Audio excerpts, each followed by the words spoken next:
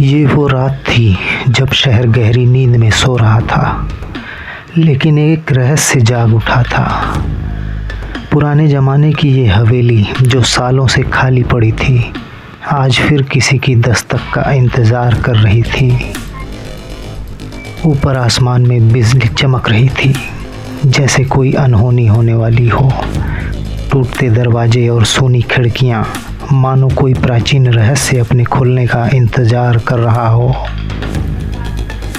मुझे पता नहीं था कि मैं जिस दरवाजे से गुजरने वाला था वो मुझे एक ऐसी दुनिया में ले जाएगा जहाँ से वापसी मुमकिन नहीं थी। मैंने अंदर कदम रखा। हवा में एक अजीब सी बदबू थी, शायद पुरानी यादों और डरे हुए इंसानों की। गलियारे की दीवारों पर लगी पुरानी पेंटिंग मुझे घूर रही थी। उनकी आंखों में एक अजीब सी कहानी छिपी थी। हर आहट, हर सरसराहट मेरे दिल की धड़कनें तेज कर रही थी। और फिर मैंने देखा, गलियारे के अंत में एक दरवाज़ा हल्का सा खुला था, जहाँ से एक रहस्यमयी रोशनी आ रही थी जो मुझे अंदर बुला रही थी। जैसे ही मैं उस दरवाजे के करीब पहुंचा, मैंने कुछ देखा। दरवाजे के नीचे से एक अजीब सी परछाई गुजर रही थी। वो किसी इंसान की नहीं थी, टेढ़ी मेढ़ी, विकृत, जैसे किसी दूसरे लोक से आई हो। क्या ये हवेली अकेली नहीं थी? क्या मैं अकेला नहीं था? डरते हुए मैंने एक कमरा खोला।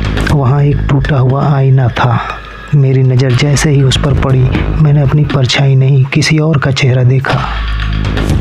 एक विकृत, डरावनी मुस्कान, जैसे वो चेहरा मुझे देखकर हंस रहा हो। उसकी आंखें खाली थीं, लेकिन उसकी मुस्कान में एक शैतानी खुशी थी। कौन था वो? क्या वो मुझे घूर रहा था? जैसे ही मैंने आईने से नज़र हटाई, कमरे के कोने में मुझे एक गुड़िया दिखाई दी। एक पुरानी साफ़ सुथरी गुड़िया। लेकिन जैसे ही मैं उसके करीब गया, उसका सिर धीरे से 180 डिग्री घूम गया। उसकी खाली बेजान आंखें सीधे मुझे घूर रही थीं। उसमें जान नहीं थी, लेकिन फिर भी वो मुझे देख रही थी। क्या ये सब मेरी कल्पना थी? अचानक हवेली में एक जोरदार हवा का झोंका आया। एक दरवाज़ा तेज़ी से अपने आप खुला। उसके पीछे गहरा अंधेरा था, जहाँ से अजीब सी आवाज़ें आ रही थीं, जैसे कोई फुसफुसा रहा हो, कोई रो रहा हो, या शायद कोई मुझे बुला रहा हो। मेरा खून जम गया था। मैंने सोचा यहाँ से भागना चाहिए,